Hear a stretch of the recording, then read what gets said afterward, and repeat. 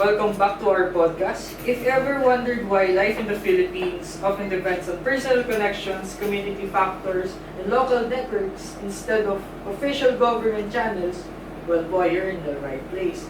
Today, my friends and I from EV Political Science from UST are taking a closer look at a key book in Philippine political science, state and society in the Philippines by the authors Patricio Abinales and Donna Amoroso. Right. And this book really changes how we think about governance. Normally, when we hear the word state, we picture a huge, powerful organization. But Abinales and Amoroso show us an interesting idea. A weak state alongside a strong society. Before we get into the details, we want to make this discussion practical to help us connect these big academic ideas to real life. We have a special guest in the studio today. Everyone, we have a very special guest today. She is a professor from TIP Quezon City, a published author, policy scholar, political advisor. She graduated cum laude with a bachelor's in political science from Rizal Technological University, and her master's of public administration from UP Diliman. Completed her teacher certificate program right here at University of Santo Tomas College of Education, and holds a PhD in public policies and management from the Lyceum of the Philippines, University, Manila. Everyone, please welcome Dr. Apple Kate Savaro. Thank you, guys. Thank you so much for being here, Dr. Apple. It's an honor. Okay, so before we get into our notes, let's explain something for our listeners. In political science, a weak state doesn't mean there's no government or police. No? Ibig sabihin lang no na yung mga institutions natin like some government agencies, courts, and some government offices, bureaucracy lack real independence. So mahina ang independence ng ng mga agency na ito at kadalasan madali silang ma-impluwensyahan ng mga merong mas may kapangyarihan. They're often taken over by private interests when they cannot reliably provide basic goods, security, or welfare. The society steps up. So, in a meaning of strong society here means that social networks such as the elite families, religious groups, and informal community structures are resilient and powerful enough to fill those massive institutional gaps. So, ang society actually means social stability. So our main point today is this. The way the Philippines keeps running every day isn't because of efficient government systems, but because of informal, deeply rooted social networks. These networks both weaken state institutions and help society survive. Dr. Apple, as our guest, does this mix of formal gaps and informal survival match what you see in real life? For instance, if you look how everyday communities navigate everything from getting basic medical funds to surviving a typhoon, nobody sits around waiting for a formal government manual. They rely on who they know, or yes, it is a survival strategy born out of necessity. Yan, napakagandang tanong yan. Kasi ito yung mga pangunahing pangangailangan ng mga Pilipino, yung hospitalization, diba? Pagkain, trabaho. So, minsan, kahit sa barangay, kung wala kang kakilala sa barangay, mahirapan ka makakuha ng ayuda. Diba? Kung, halimbawa, no, hindi ka knows, baga, hindi mo kaibigan yung barangay kagawad. Nangyayari to pinaprioritize nila yung kamag-anak nila. Tsaka yung mga botante po nila. Tsaka yung mga botante nila. Pagka hindi ka kilala doon, wala. Hindi ka mabibigyan ng ayuda. Diba? Yun ang isa sa problema din natin. Palakasan system. Nepotism. Yan. Now, let's start with our first main topic. If the Philippine state is considered weak, where do we actually see that weakness? Ngayon, basically nakikita natin yan sa complete lack of bureaucratic autonomy. In an ideal strong state, ang government agency kasi functions dapat like a professional machine, regardless of who is in elected office. Pero dito sa Philippines, formal institutions are heavily compromised by what Abinales and Amoroso track back to the colonial eras, especially the American period, which fast-tracked the decentralization of power straight into the hands of provincial elites. So ito na yung idea ni Benedict Anderson na tinatawag na cacique democracy. Ang cacique is basically a landlord or a local boss. So ayan, mga hasyendero, hasyendera, may-ari ng mga malalaking lupa na merong influensya sa gobyerno as a private enterprise. Nung dumating yung mga kano dito, mga Amerikano, before building a strong central government, dahil hawak nila yung control mismo ng estado, binigay nila ito sa mga powerful families, no? Powerful families na simula pa nung Kastila hanggang sa nag-shift na syempre dumating na ang mga American dito, so nagbago na rin ng government, na doon na sila sumumpa ng kanilang loyalty. At ito yung naging makinarya nila para protektahan ang kanilang mga lupain, yaman, mga negosyo, ganun. So, nagkaroon ng massive domino effect sa law enforcement and systemic corruption. No? If mapapansin nyo noon panahon ng mga kano, mula sa Malolos Congress hanggang sa 1935 Constitutional Convention, puro mga elite and wealthy families ang nakaupo. Hindi na ako magbibigay ng mga pangalan, pero some of them matatagpuan Luzon, Visayas, and a few in Mindanao. So, gaya nito, ang local police chief or yung regional director, paghawak nila sa leeg dahil meron silang utang na loob doon dahil binigyan nga sila dahil sa kanila nakakuha sila ng posisyon na yun o na-promote sila, yung law enforcement natin nagiging selective or nagiging bias siya, no, para protektahan kung ano man yung tinatago ng nasa itaas na nakaupo. Exactly. Corruption here isn't just about greedy individuals. It's built into the system. Scholars call this patrimonialism, in which public money and private wealth mix. Example na rin po dito yung mga ayuda. Minsan po, pag magbibigay sila ayuda, may pangalan nila, may mukha. Ultimo pati school, basketball court, may pangalan nila. Halos halo-halo na. And isa na rin po yun sa sign na mahina ang isang state where official duties are formed or turned into personal favors. Let's also add another idea from the book, which is bossism. John Seidel explained this well, and Abinales and Amoroso give it a context.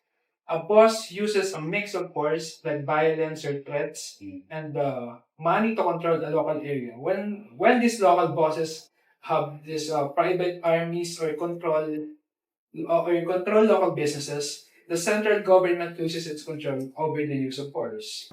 Okay guys, let us ask our guest here, Dr. Apple. Kapag pinag-usapan po ba natin ang bosses or institutions being run by personal loyalties instead of professional duty, what does that look like in real life? Halimbawa, ang bagong gawang kalsada or bagong municipal health center, parang it features a giant face or parang pangalan lang ng politiko. Tulad nga ng binanggit ni Gab, kapag may basketball court, may pangalan. Kapag may ayuda, may pangalan. So parang it reframes a state duty as a personal gift from a boss. Kapag isa kang regular citizen, matututunan mo na parang regalo siya sa isang politiko. Hindi talaga siya state duty na parang Pagsisilbi talaga. Oo, parang hindi siya pagsisilbi. Yun yung tinatawag na bossism. Ngayon ma'am, tatanungin lang po namin, ano po ba yung meaning ng bossism para sa inyo? Yung bossism para sa akin ay inuuna na ng mga nakaupo yung kanilang pansariling interes. Halimbawa, pinapangalat nila yung mga mukha nila sa tarpaulin na sila yung gumawa ng tulay, sila yung gumawa ng ganito.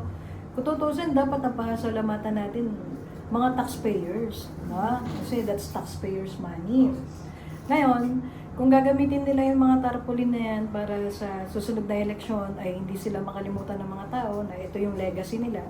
Sa totoo lang official duty nila yun. Ba? Tayo ba, pumapasok tayo sa school araw-araw, nagpapasalamat ba tayo, nagpapatarpaulin ba tayo sa mga public school teachers na, ma'am, maraming salamat mama, ay papatarpaulin ka namin ma'am, no? Kasi guys, sinasahuran naman sila eh. Kumbaga, that is enough compensation for their proud. Yung itong mga duties nila na yan, hindi na yan kailangan ipatarpaulin. Kasi sayang din yung funds, no? Itulong na lang ito sa mga mahihirap, yung pampagawa ng tarpaulin, at saka mga packaging materials na andun yung mukha nila. That is traditional politics. Diba? Inuuna ang pansariling interest.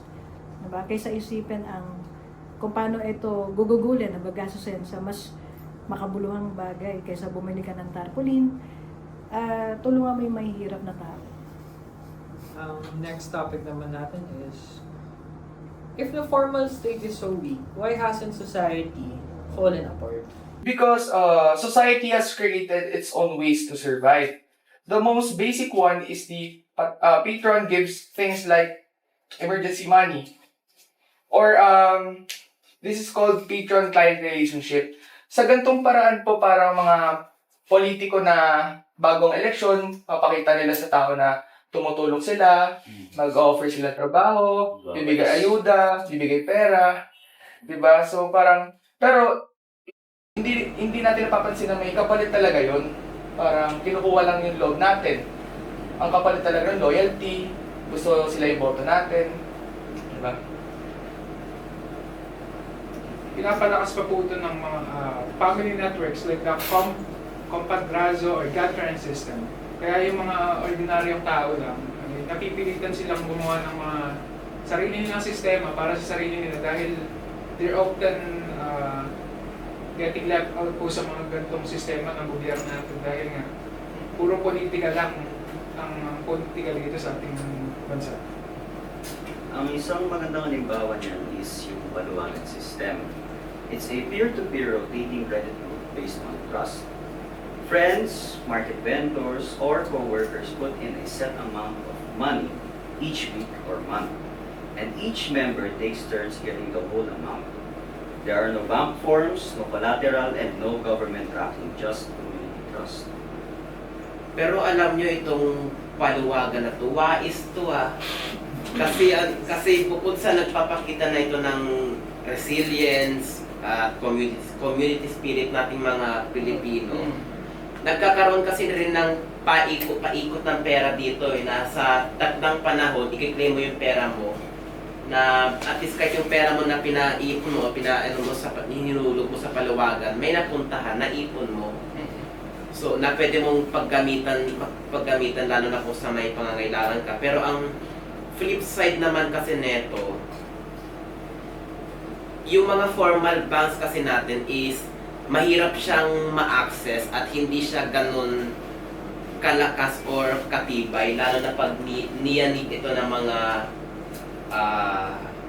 halimbawa naapektuhan sa pag-ano ng economy, lalo na kung meron kang investment sa bangko. Syempre hindi malayo na magagalaw talaga yung pera mo, o di kaya yung mga usual banking scams na bigla-biglang nawawala ng pera dahil, o di kaya nananakaw ng walang dahilan na may pinindot ka lang na ganito o ganyan, may nag-text, scam ka na kaagad, wala na kaagad yung pera mo. Di ba, Alex? Grabe. Parang si Alex. Dr. Apple, gusto lang po namin tanongin. You've seen how communities deal with economic challenges. How important are informal systems like paluwagan or church groups when the government is not active or is not there to help? Napaka-importante kasi yan ay direct support sa mga marginalized sector. Ito real life example guys, i-share ko sa inyo. Bago ako maging doktor, no, sa field, okay, PhD in Public Policies, ako ay galing sa isang payak na pamilya na kung saan ako ay Caritas Scholar. Ngayon, ang baon ko dati ay 5 piso, no? Lalakarin ko mula bahay hanggang school. Ngayon, yung bilang Caritas Scholar, ito yung Church of the Poor. Galing kami sa payak na pamilya. Sila ang nagbibigay sa akin ng pagkain, no? Ng baon ko sa school, pambili ko ng libro. Bagay na mag-aanday ka pa siguro ng ilang linggo, ilang buwan sa gobyerno, pupunta ka sa City Hall o kung kanino mang bago mo maproseso yun, yung scholarship, diba? So, ito yung direct support na agaran. Kaya napaka-importante niyan. Dahil dyan naiibsan yung gutom. Sa tingin niyo po ba, Dr. Apple, kulang po ba yung ginagawa ng government natin para, kasi may 40s tayo, may mga, ano pa ba yung merong parang beneficial ayuda, may ano pa tayo, yung nagwawalis, ano pa tawag doon? Tupad. Tupad. Oo, Oo. tupad. Ay, napansin ko, hindi ko alam, pero naririnig ko sa mga kapwa nating mamamayan, yung ginagamit daw nila yung tupad as a form of vote buying. Sa tingin niyo po ba, bakit ba nila ginagawa yun, yung mga politiko natin na, yung in order na, bakit nila dinadaan sa tupad, sa ayuda, sa mga, kasi yung, there's another part, yung ayuda naman, sa barangay kasi namin, ang natuklasan namin, sa mga kapitbahay namin, ang inuunang bigyan ng ayuda, yung mga kamag-anak ng kampitan. So, ibig sabihin, yung iba naming kapitbahay, actually, kami kahit hindi na kami makakuha ng ayuda kasi very nagpapasalamat ako, very stable naman yung family ko. Pero yung mga kapitbahay namin less fortunate, wala na silang natatanggap. Kasi nabalitaan pa namin, doble-doble yung natatanggap ng mga kamag-anak nila. So, pagdating sa mga iba naming kapitbahay, wala na. Bakit po ba may gano'n? Unang-una, yan yung tinatawag na naman na traditional politics. Yan yung isa rin yung palakasan system, yung nabanggit natin kanina. Siguro, ang solution dyan is institutionalize na lang yung mga programa para sa Pilipino. Hindi na dadaan kay congressman o hindi dadaan kay mayor. Kumbaga, halimbawa, Department of Health, bureaucratic system siya. Ang focus niya ay bigyan ng medical na tulong, yung mga less fortunate. Diba? Kumbaga diretso na po. Diretso na. Kumbaga, hindi nila kailangan mahalal sa susunod na eleksyon sapagkat sila ay bureaucrat, sila ay head ng ahensya. No? At kung may sapat na requirements itong taong to na mapatunayan na siya ay indigent, diba? Walang-wala, tulungan based dun sa institutional process. So, yun ang tingin kong solusyon para maiwasan din ang korupsyon. Hindi na siya dumadaan pa sa mga politiko. Kumbaga, nasa institution na siya mismo. At yung institution mismo ang mag-i-implement as part of the executive department. This also matches what Apinales and Amoroso say about how local elites keep their role as key middlemen. Alam naman po natin ng Manila, malayo tayo sa mga provinces. So to control these provinces, meron sila ng mga client na nagiging mga loyal sa kanila na ginagamit nila to get votes dun sa mga certain provinces na yun. For me, it's a cycle that keeps repeating. Yung weakness ng state lets dynasties to take local power. then the dynasty uses its influence and control over informal networks, katulad nga nun, to keep people dependent, which makes sure state institutions stay weak and personal. Ngayon, this has been a really eye-opening discussion. As we finish up, what does it mean for the future of Philippine governments na bakit po corruption is bad? And corruption, bakit ba may talamak ang corruption dito sa Pilipinas, ma'am? Kung talagang gustong naisin ng isang simpleng mamamayan na matanggal ang corruption dito sa Pilipinas. Or eto na lang po, ma'am. Kung tatanungin ko po kayo kung maging presidente kayo bukas, halimbawa bukas, ano po ba talagang gusto nyong gawin? O kahit ano po ba yung isang bagay na dapat meron sa ating Pilipino para magtulungan tayo? Or ano po ba talaga yung problema ng isang Pilipino? Bakit puro ba talamak ang corruption? Kung kayo po yung magiging presidente. Sa aking palagay, no, kung aralan natin ang kasaysayan, di ba, pag ang sistema ay sinisistema, di ba, at ang mga nakaupo ay mga tiwali, no, mga eskalawag, talagang walang kinabukasan itong bayan na to. Di ba? We will remain on this level, no, a corrupt country known in the whole world as corrupt country. No? Ngayon, kung ang solusyon dyan ay moral government, okay? Pagka nagkaroon tayo ng mga leader na based on merit system, not on spoil system, no? Na hindi mga trapo, base sa qualifications nila. Diba? Dito kasi, kailangan po i-reflect natin, ano ba ang requirements para maging senador? Kung ito ay legislative branch, hindi ba nararapat na bago siya gumawa ng batas, siya muna ay isang abogado? Diba? Sapagkat ang mga Pilipino ay nag-aaral ng abogasya para maging abogado. How come na ang isang lawmaker ay hindi isang abogado? Diba? Bukod sa intelligence, no? Bukod sa educational qualification, ito bang taong to ay may moral fabric sa kanyang kabuuan, di ba? O meron siyang bahid ng korupsyon, o ang kanyang pamilya ay nasa Pat Dynasty, di ba? Na meron siyang napatunayan na sa sarili, no, na meron siyang na-commit na katiwalian. Dapat ipagbawal na 'yon. So, kung susolusyonan natin yung mga problema sa bansa, simulan natin na magtatag ng moral government. Moral government. Diba? Yun. Okay, ma'am. Bali, malapit na po tayo matapos. Pero, syempre, ma'am, minsan lang kasi kami makapag-invite ng isang professional katulad ninyo. And senior credentials mo, bilib na bilib kami lahat sa Yes. ano tayo. From UP, tas EIP, tas nag-UST pa. Sorry, madami masasabi.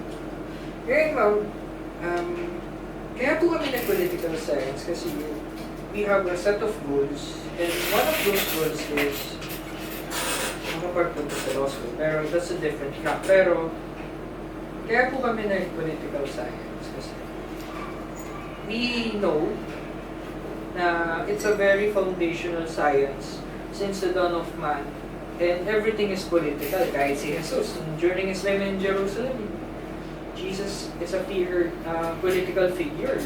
If you're going to track religious dates, can the Romans and Jews seen him as a political threat. Kasi, as we all know, may prophecy, the son of David will come down and will rescue the Jews from the Romans, the occupation of Romans. So, ma'am, yung tanong ko lang po, isa-isa kami magtatanong, ma'am, kasi kahit konting advice lang po kasi, ma'am, na as a political scientist po, we wanted to know gano'n ba ka-importante yung political science dito sa Philippines? Kasi, tulad nga nang nabanggit natin kanina, puro talamak yung mga corruption. Is there a manual or a book or any instructions para ma-abolish that as political science? Napaka-importante ng political science. No? Kasi sino na lang ang magusuri, di ba? Sa kalidad ng liderato sa Pilipinas kung walang mga nag-aaral ng agham pampolitika, di ba? Mananatili tayong nakabusalang bibig at walang alam kung wala itong course na to. It's a patriotic course, no? And it's a flexible course kasi you can pursue law, you can pursue teaching, you can be a professor, you can be a political advisor like me, ba? Political campaign manager, no? Sa Facebook, vlogger, yung mga political, at least this time naman, di ba? May alam yung nagbablog, di ba? Technically, tungkol sa politika sapagkat pinag-aralan niya to. No? At malaki yung kita sa vlogging, di ba? So yun yung pwede niyong puntahan practically. May share niyo yung nalalaman niyo on the technical aspect. In a broad scale kasi digital ano na tayo ngayon. Diba? Ay ma'am, ako din po, medyo connected din po sa tanong ni Sid Pao. Dahil nga po medyo madami na rin po kayong naranasan or madami na rin po kayong na-dating or na-aral. Kami po ay first year pa lang po and syempre madami pa po kaming pagdadaanan. Madami pong hirap na iaharap. Kung may ma-advise po kayo sa amin, mga first year para po matama kami po sa landas, ano po yun? Palagi nyo lang tatandaan kung naniniwala kayo sa Diyos, no? Ano ba ang side ni God? Diba? Kasi pwedeng may side ka, may side si ano. Pero ano yung tamang gawin? Hindi ka maliligaw ng landas. With God's guidance. At ayun, sabi nga, ang kabataang may edukasyon ang pag-asa ng bayan. Diba? Because it is through education that the country receives light. Sabi ni Dr. Jose Rizal. So, palagi kayong magusuri, mag-aaral, paluguin ng sarili para doon ay magkaroon kayo ng kontribusyon sa bansa. Ma'am, may question na lang ako. Paano balik tayo sa politika mo? Paano naapektuhan ng corruption ang pagiging weak state ng isang bansa? Malaki ang epekto kasi ang kakambal ng korupsyon ay kahirapan. Ang naapektuhan nito ay ang mga Pilipino directly kasi nauubos ang pondo sa pagnanakaw ng mga ng mga eskalawag na mga politiko. Hindi kayo mga eskalawag na politiko, mababait kayo. Instead of spending the budget on improving the lives of Filipino, like free hospital, free education. Though meron naman tayong free tuition, pero yung mga flood control project, panagutin na yung dapat managot dyan. Ma'am, last question po talaga. Galing sa akin. Ma'am, para sa inyo po, may pag-asa po ba ang Pilipinas? There's still hope. Hindi tayo pwedeng mawala ng pag-asa kasi yun na lang minsan na meron tayo. Diba? Kung tayo, kung pati pag-asa, inawalan tayo. Wala na tayong panghawakan. Pupunta na tayo Mars. Diba? Wala na Pilipinas niyan. Hanggat may batang nag-aaral sa Pilipinas, may aasahan tayong pagbabago. Diba? Kailangan natin palitan siguro yung mga nakaupo. Diba? Kailangan yung pumalit. Diba? Kailangan yung lumaban, katulad ni Mayor Vico Soto. Ma'am, assumption po kasi madalas pag posay ka, ay, pupuntang maglo-law school yan, mag-aabogado yan. Pero sa katunayan, ma'am, ang posay kasi, di ba, is more on the study of politics talaga tayo, politics, governance, and the relations with the state. Ma'am, in this stage of our nation na talagang hindi natin alam kung aahon ba o lulubog ba ang bansa natin, may maitutulong rin po ba talaga ang Polsci sa leadership ng ating pamahalaan para sa ganun ma-resolve kung ano man ang problemang kinaharap ng ating bansa ngayon? Magandang tanong yan. Meron tayong mga political figures na graduate ng political science katulad ni Senator Miriam Santiago. Diba? Bukod na siya ay isang abogada. Meron din si Mayor Vico Soto, Polsay din. Ang dulot ng Polsay as a leader is we have to remember that politics directly affect the quality of life of Filipinos. We're talking about the people. So, ang political science, no, makakatulong ito kapag ang leader ay Polsay. He will apply scientific decisions. Diba? He will apply evidence, no, based, formulation of programs and policies, no, research based, programs and politics. Pero kapag ang isang leader ay ina-apply niya lang ang kanyang kapritsyo, yung kanyang whims, no? Ay, pag-initan ko kaya to, no? Kasi kaaway ko to sa politika, wag bigyan ng ano yan, ng pondo yan. Diba?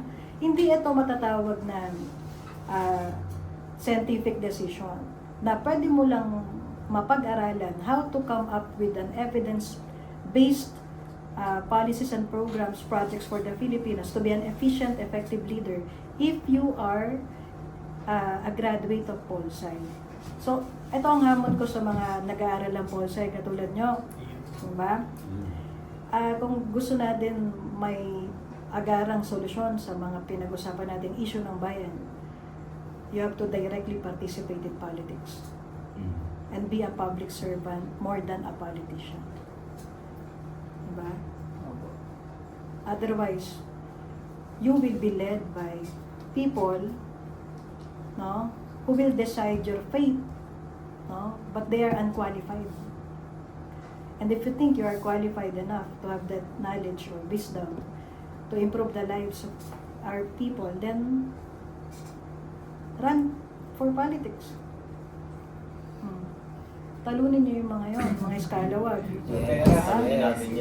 Yun ang pagbabago. Oh. As we end our discussions last podcast, let us welcome ulit Ma'am Dr. Apple Kate Zavar from TIP Quezon City, Ma'am. We are very, very thankful na nandito po kayo, na kasama namin kayo ngayon sa podcast namin. Thank you. We thank you, Ma'am. As na ako. Ma'am, thank you po. Thank you, guys. Ma'am, hanggang Boyfriend 12 ko. o'clock yung schedule natin dito. Kung gusto niyo po muna magpahinga, okay lang. Sige lang. Magpalamig lang po muna kayo. Tapos may McDo nga po ulit kayo. Ma'am, ano po, Salamat, dahil po sa drop namin yung regalo Nagabala lang pa po. kayo, guys.